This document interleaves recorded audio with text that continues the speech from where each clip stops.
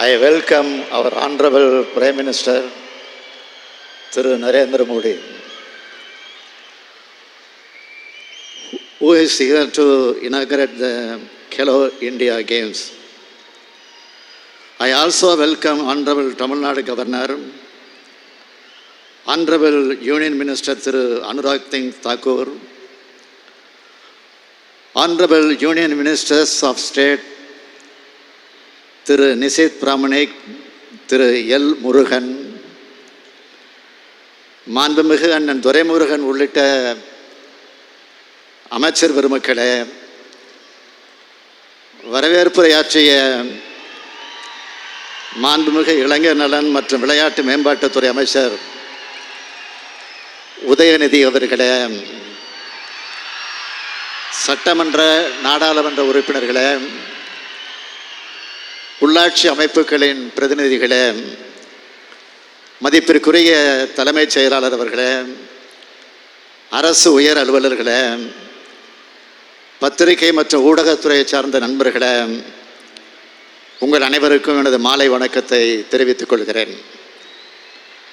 Extend a speech welcome to eminent sports persons and coaches from all over India. எல்லாருக்கும் எல்லாம், அனைத்து துறை வளர்ச்சி, அனைத்து மாவட்ட வளர்ச்சி, அனைத்து சமூக வளர்ச்சி என்பதை உள்ளடக்கமாக கொண்ட நம்ம திராவிட மாடல் ஆட்சியில் அனைத்து துறைகளிலும் தமிழ்நாடு முதன்மை மாநிலமாக வளர உழைச்சிக்கிட்டு வரோம். $1 டிரில்லியன் பொருளாதாரம் என்பது எப்படி நம்ம இலக்கோ, அதே போல் தமிழ்நாட்டை இந்தியாவோட விளையாட்டு தலைநகரமாக நிலைநிறுத்துறதும் நம்ம குறிக்கோள். இந்த இலக்கை நோக்கி பயணிக்கிற மாண்புமிகு இளைஞர் நலன் மற்றும் விளையாட்டு மேம்பாட்டுத்துறை அமைச்சர் உதயநிதி அவர்களை நான் பாராட்டுகிறேன்.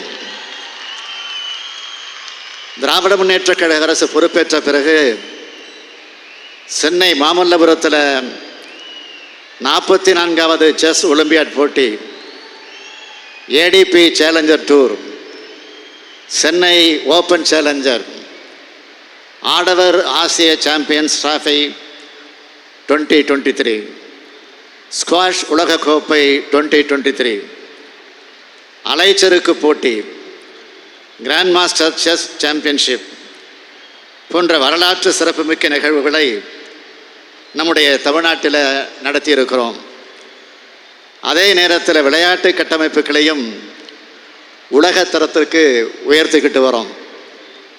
இந்தியாவிலேயே முதல் முறையாக பாரா வீரர்களுக்கு 6 விளையாட்டு அரங்கங்கள், ராமநாதபுரத்தில் ஒலிம்பிக் நீர் விளையாட்டு அரங்கம், சென்னை, மதுரை, திருச்சி மற்றும் நீலகிரியில் ஒலிம்பிக் அகாடமி, முதல் கட்டமாக 10 சட்டமன்ற தொகுதிகளில் மினி ஸ்டேடியம், புதிய மாவட்டங்களான தென்காசி, மயிலாடுதுறை, திருப்பத்தூர், கள்ளக்குறிச்சி, ராணிப்பேட்டை மற்றும் செங்கல்பட்டில் மாவட்ட விளையாட்டு மையங்கள்னு பல்வேறு உட்கட்டமைப்பு பணிகள் நடந்துக்கிட்டு வருது.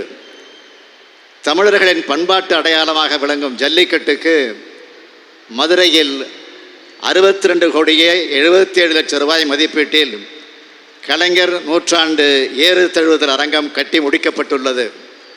அந்த அரங்கத்தை வரும் 24ஆம் தேதி அன்று நான் திறந்து வைக்க இருக்கிறேன். தமிழ்நாடு விளையாட்டு அறிவியல் மையம் இந்த ஜவஹர்லால் நேரு விளையாட்டு அரங்கத்தில் வெகு விரைவில் துவங்கப்பட இருக்கு.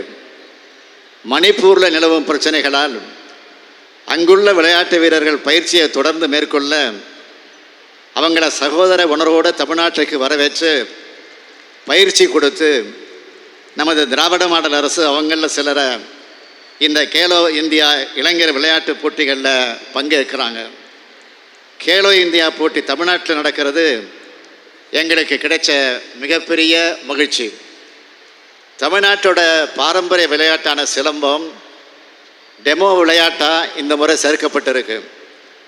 கேலோ இந்தியா 2023 லோகோவில் வான்புகழ் வள்ளுவர் இடம் பெற்றிருக்காரு. அந்த சிலை முத்தமிழறிஞர் கலைஞர் அவர்களால் ஐயன் திருவள்ளுவருக்கு இந்திய நாட்டின் தென்முனையில் வானுயர அமைக்கப்பட்டது. அதேபோல் ஆங்கிலேய ஆதிக்கத்துக்கு எதிராக போராடிய வீரமங்கை வேலுநாச்சியார் சின்னமும் அதில் இடம்பெற்றிருப்பது நமக்கு கூடுதல் பெருமை. விளையாட்டையும் வளர்ச்சியின் இலாக்கா கருதி செயல்பட்டு வரோம். சுயமரியாதை மற்றும் தன்னம்பிக்கையை மேம்படுத்தி எல்லோருடைய நல்வாழ்வுக்கு விளையாட்டு உதவுது. அன்பு பாலங்களையும் சமூக நல்லிணக்கத்தையும் உருவாக்குற ஆற்றல் விளையாட்டுக்கு உண்டு.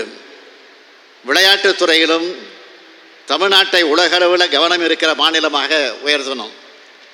மாண்புமிகு இளைஞர் நலன் மற்றும் விளையாட்டு மேம்பாட்டுத்துறை அமைச்சர் உதயநிதி அவர்களை நான் இந்த நேரத்தில் கேட்டுக்கொள்ள விரும்புகிறேன்.